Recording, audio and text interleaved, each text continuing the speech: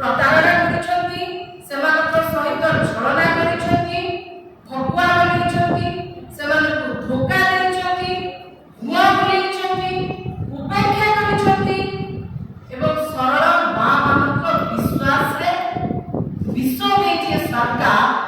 ତା ବିଷୟରେ ଆପଣମାନେ ଗତକାଲିଠୁ ବେଶ ଅବଗତ ହେଇଯିବେ।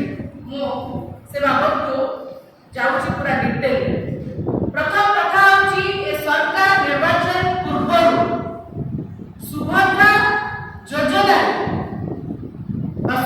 योजना को आड़ करी ढाल करी निर्वाचन लड़िला एवं सरकार को आसिले 2 मास भितरे समस्त अकाउंट ओडिशार समस्त भौणिक खाता को 50,000 टंका लेखाएं दियाजिब बोली घोषणा करागला। अनेक सभा समिति देखागला तांको दलर नेता माने तुंग नेता माने भाव विभोर की कहिले जे 50,000 टंका आमे वर्ष को प्रत्येक महिला को खाता को दबु, अर्थात 5 वर्ष रे गोटे महिला 2,50,000 टंका पाइबो बोली भारतीय जनता पार्टी रो नेता माने दिवालोटे स्टेज ऊपर बड़ बड़ भाषण देकी कहिबे।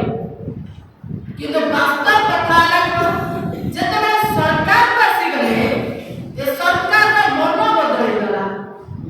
पुनर्बार तांकर जो मुख्य आभिमुख्य दलर नीति महिला विरोधी, दलर आदर्श महिला विरोधी, दलर कथा महिला मानक प्रत्येक क्षेत्र में उपेक्षा करबा, सेମାନଙ୍କୁ आर्थिक दृष्टि रे दुर्बल आहुरी दुर्बल करबा, से मानसिकता धीरे धीरे पदाको आसिला। पर सेमाने कहिले जे ना ना वर्ष को 50,000 नुहे, 2 मास में 50,000 नुहे, वर्ष को 50,000 नुहे, आमे 2 वर्ष रे 50,000 टंका महिला खाता को दबो कथा। किंतु काली जेते बेले कैबिनेट निष्पत्ति लिया गला एवं कैबिनेट निष्पत्ति को भारतीय जनता पार्टी रो मुख्यमंत्री माने टीवी रे एसओपी कहि किछि लेउचंती। काहे एसओपी और कैबिनेट निष्पत्ति भितर फरक भारतीय जनता पार्टी रो मुख्यमंत्री जानती नहीं कि बुझंती नहीं। काहे बांग्ला देशीय बांग्ला भाषी विषय भितर थिबा प्रभेद को जे बुझी पारेनी से एसओपी और कैबिनेट निष्पत्ति भितर थिबा प्रभेद को बुझीबा केमिति से कबरना कथा।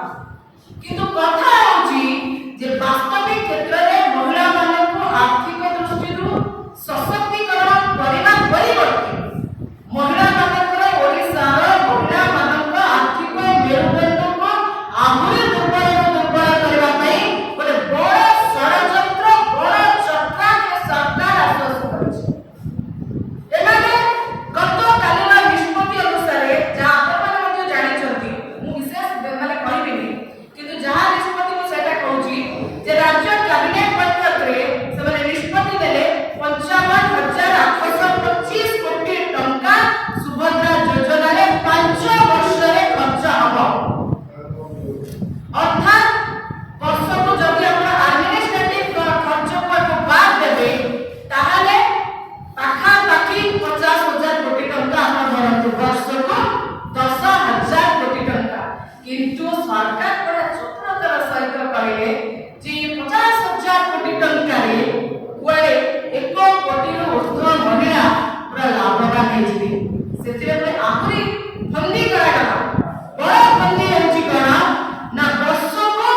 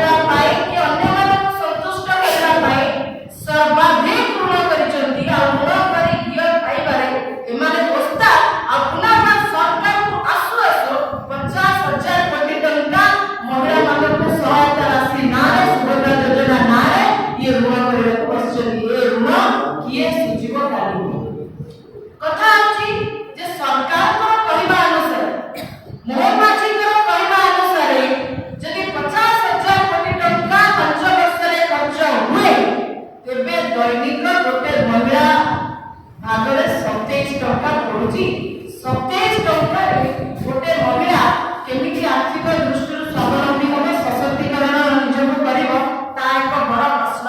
ଏଥିରୁ ସ୍ପଷ୍ଟ ଜଣାପଡ଼ୁଛି ଯେ ସରକାର ଦିନ ଦିପହରେ କୋଉଭଳି ଭାବରେ ମହିଳାମାନଙ୍କୁ ଠକିଛନ୍ତି ଆଉ ଲୁଟିଛନ୍ତି, ତାଙ୍କ ସହିତ ପ୍ରତାରଣା କରିଛନ୍ତି, ତାହା ସ୍ପଷ୍ଟ ଜଣାପଡ଼ିଯାଉଛି। ଦ୍ୱିତୀୟ କଥା ହେଲା, କଥା ଛଳରେ ମୋହନ ମାଝୀ କହିଲେ ଯେ ପ୍ରତ୍ୟେକ ପଞ୍ଚାୟତ 200 ମହିଳା ଏଥିରୁ ବେନିଫିଟ୍ ପାଇବେ। ବୋଧହୁଏ ମୋହନ ମାଝୀଙ୍କର ଗଣିତ ଜ୍ଞାନ କମ୍, ତାଙ୍କ ସରକାର ତ ଗଣିତ ଜ୍ଞାନରେ ମାହିର, କିନ୍ତୁ ଏମିତି ଗଣିତ ଜ୍ଞାନ ଥିବ ବୋଲି ମୋର ବିଲକୁଲ ଧାରଣା ବିଶ୍ୱାସ ବି ନଥିଲା। ଯଦି 200 ହିସାବ କରାଯାଏ ପ୍ରତ୍ୟେକ ପଞ୍ଚାୟତରୁ, ତେବେ ପାଖାପାଖି 13,58,000 ମହିଳା ବେନିଫିଟ୍ ପାଉଛନ୍ତି ତାଙ୍କ ହିସାବ ଅନୁସାରେ। କିନ୍ତୁ ଏଥିରେ ଲିଖିତ ଭାବରେ ଦିଆଗଲା ଯେ 1 କୋଟିରୁ ଉର୍ଦ୍ଧ୍ୱ ମହିଳା କୁଆଡ଼େ ଏ ଯୋଜନାର ବେନିଫିଟ୍ ନେବେ। ହାଉ ଇଟ୍ ପସିବଲ୍? ଏହା କେମିତି ସମ୍ଭବ ହବ? ଏ ଗଣିତ କଣ ନା ମିଛ କହୁଛନ୍ତି ସରକାର, ତାହା ସ୍ପଷ୍ଟ ପ୍ରମାଣିତ କରୁଛି ଏ ରିପୋର୍ଟ। ଦ୍ୱିତୀୟ କଥା ହେଲା ଯେ ପ୍ରତ୍ୟେକ ପଞ୍ଚାୟତ ୱାଇଜ୍ ଯଦି ଆମେ ହିସାବ କରୁଛେ, ତାହେଲେ ମାତ୍ର 147 ଜଣ ମହିଳା ତା ଦ୍ୱାରା ବେନିଫିଟେଡ୍ ହେଉଛନ୍ତି। ଇଏ ଟୋଟାଲ ଯଦି ଆପଣ ହିସାବ ନେବେ ତାହେଲେ ଜଣାଯାଉଛି ଯେ ସରକାର ଯୋଉ ବଜେଟ୍ ଆଲୋକେସନ କରିଛନ୍ତି ସେଥିରେ କୌଣସି କ୍ଲାରିଟି